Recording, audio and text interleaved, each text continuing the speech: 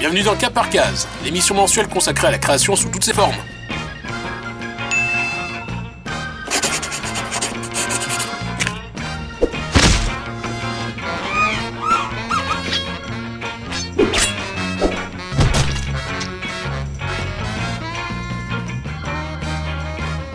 Au sommaire de ce deuxième numéro, nous allons discuter de l'importance des personnages de fiction.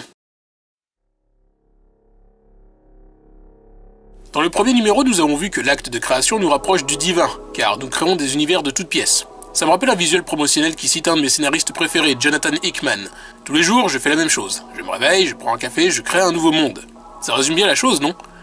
Créer est à la fois chose facile et compliquée, mais c'est un exercice souvent satisfaisant, surtout en ce qui concerne l'invention de personnages.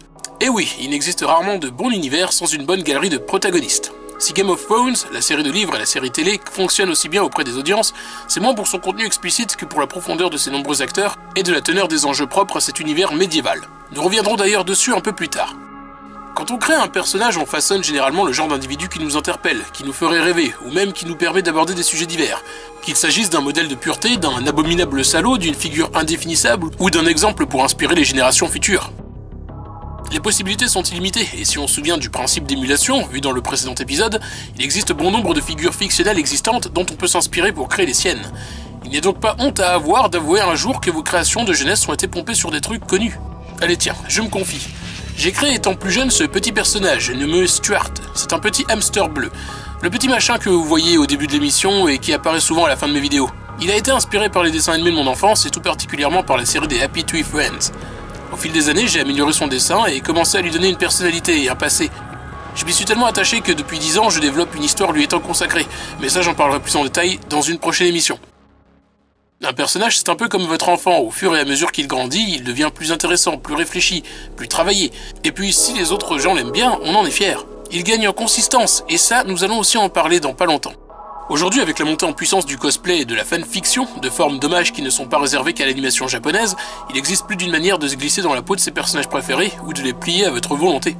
Après tout, c'est un juste retour des choses, dans le sens où les personnages de fiction nourrissent notre imagination et peuvent aider à façonner notre personnalité en grandissant.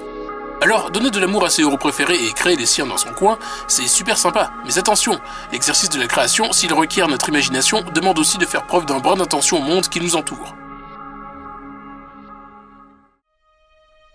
L'art, c'est en principe sublimer le monde à travers sa propre vision, mais pour que cette vision prenne forme, elle doit savoir s'inspirer de la réalité. De ce côté, le grand maître Hayao Miyazaki en connaît un rayon, comme on l'a appris au cours d'une de ses récentes interviews, qui a par ailleurs donné naissance à un hilarant mime sur le net. Il affirme que la création de personnages intéressants, une des bases solides de son cinéma, est en grande partie basée sur l'observation de vraies personnes, mais que la génération actuelle de professionnels travaillant dans l'industrie de l'animation nippone cherche de moins en moins à faire cet effort d'observation, et préfère s'appuyer sur des archétypes approuvés par la sphère otaku. Lorsque vous inventez votre nouveau héros ou héroïne, n'hésitez pas à vous inspirer des gens que vous côtoyez, à leur emprunter des éléments distincts, que ce soit au niveau des attitudes, du langage corporel ou de leur mode de pensée. Ce sont des éléments qui vous permettront d'ajouter de la crédibilité et de la profondeur à votre avatar.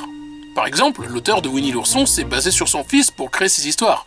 Dans le monde musical, on ne compte plus les chansons inspirées par des personnes réelles, qu'il s'agisse de ballades romantiques ou d'hommages à des célèbres disparus par exemple. Le légendaire rock-opéra du groupe The Who, Tommy, qui raconte l'histoire d'un jeune homme né sourd et aveugle, a été largement inspiré par les enseignements éclairés du gourou indien Meher Baba. Les expériences de la vie, même les plus banales, doivent être prises en compte dans le processus créatif, et les archétypes, bien qu'efficaces dans certains cas, doivent parfois être transcendés. Inventer des personnages marquants n'est pas tâche facile. Aujourd'hui, le public demande qu'ils soient profonds, captivants, et qu'ils évoluent continuellement pour générer de l'empathie. Le succès fulgurant de fictions télévisuelles de ces dernières années, telles que Game of Thrones, House of Cards ou encore The Walking Dead, s'explique par le travail d'écriture effectué sur les protagonistes, au fil des saisons. À la différence d'un film où un casting a entre 90 et 130 minutes pour s'exposer au public, une saison de 10 épisodes durant 40 minutes chacun est plus que suffisant pour se pencher en longueur sur les acteurs de ces nouveaux drames à grandes échelles. Nous cherchons plus que jamais à ce que l'on nous raconte de bonnes histoires avec des personnalités intrigantes, pour rire et pleurer à leurs côtés, s'identifier à leurs forces et à leurs faiblesses. Un appétit naturel pour la fiction qui atteint des sommets aujourd'hui avec le phénomène du binge-watching. En termes d'écriture de personnages réussis, j'ai envie de vous donner un exemple qui m'a frappé dernièrement. On le trouve dans la série Better Call Saul, qui est, pour ceux qui ne le savent pas, le spin-off de l'excellent Breaking Bad, narrant les débuts de l'avocat Saul Goodman. Je vous rassure d'avance, il n'y a pas de spoiler. Dans le deuxième épisode de la première saison, on a droit à un petit montage montrant la routine de Goodman et ses journées passées à défendre ses clients devant la cour. It's showtime, folks. Une courte séquence de ce montage nous montre Goodman donner à un policier en garde un gobelet de café avant de commencer son travail. Ce passage qui paraît anecdotique à première vue en dit plus long qu'il n'y paraît. Premièrement, cet acte vient rompre une suite d'actes routiniers qu'un montage dynamique et de judicieux choix d'axes de caméra arrive à rendre assez chaotique. Deuxièmement, ce geste anodin sert à nous montrer le personnage sous un meilleur jour.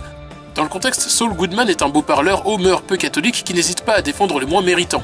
Même s'il est de base un bel enfoiré, il reste cependant un être humain issu d'un milieu modeste et aspirant à défendre la cause des civils, peu importe leur statut social.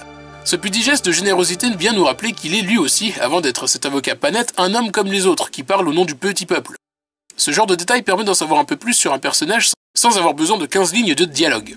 La subtilité et le body language sont des outils efficaces pour donner de la consistance à vos avatars. D'ailleurs, donner de la consistance à votre personnage permet de le rendre intéressant, certes, mais il faut aussi qu'il soit cohérent. Et par là, j'entends qu'il doit rester en accord avec les principes ou la morale qui le définit. Par exemple, à moins de le faire évoluer au fil de votre histoire ou d'en faire un gag, vous n'allez pas créer un homme qui dit être adepte de la non-violence pour ensuite le voir décimer une armée à lui tout seul 2 minutes plus tard. J'avais dit que je causerais de Superman tout à l'heure, et le moment est arrivé. Par contre, à partir d'ici, alerte, si vous n'avez pas vu Man of Steel, zappez cette séquence. Vous vous souvenez probablement de la débâcle qui a éclaté lorsque le film de Zack Snyder a débarqué sur nos écrans. À l'heure où les personnages à l'ambiguïté morale sont devenus les favoris du public, comme on l'a vu avec le succès des séries télé, la distinction entre le bon et les méchants se perd parfois dans une sorte de flou. Superman est le Boy Scout ultime, l'incarnation de la justice triomphante et grand sauveur du peuple. Alors, l'idée de revoir et corriger Superman de manière sombre, pourquoi pas? Mais le film perd en chemin tout ce qui fait l'essence et la cohérence du personnage. Dans le combat final contre l'ignoble Zod, l'un des trucs les plus agaçants n'est pas le fait qu'il finisse par le tuer en lui claquant la nuque comme une girafe en caoutchouc, c'est qu'on ne voit jamais Super secourir personne dans ce qui ressemble à une version amplifiée du 11 septembre, qu'il a lui-même d'ailleurs causé. Encore un truc bien débile pendant ce combat, Zod propulse un camion-citerne en direction de notre héros. En principe, il n'a qu'à tendre le doigt pour arrêter l'engin, ce qui éviterait des millions de dollars de dommages et de pertes humaines. Et qu'est-ce que cet Andy fait ?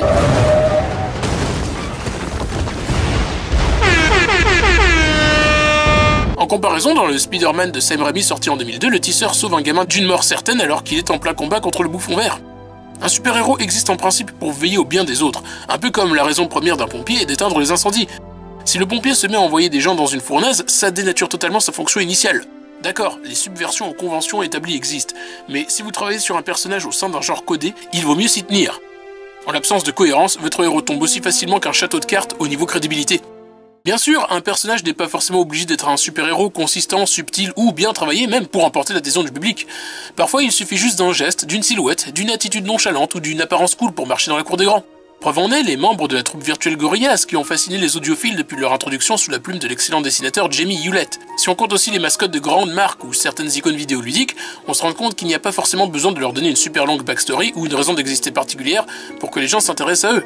Regardez Deadpool, héros anticonformiste de l'univers Marvel qui va enfin avoir droit à son film l'année prochaine. D'accord, c'est un personnage qui bénéficie d'une longue histoire, mais que la plupart des gens aiment seulement pour son côté cool, son art de la tirade et ses excès d'ultra-violence.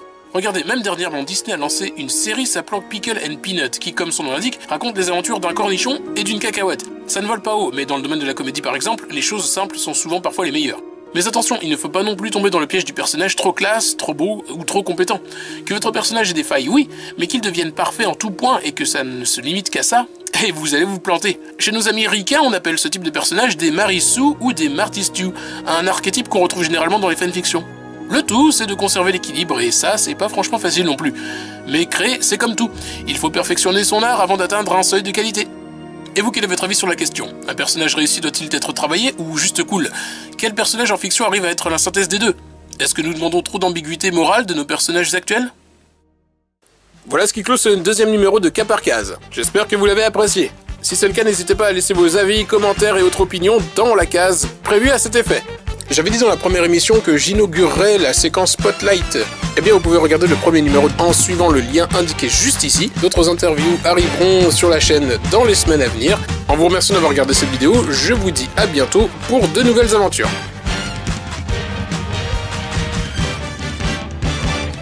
Yeah!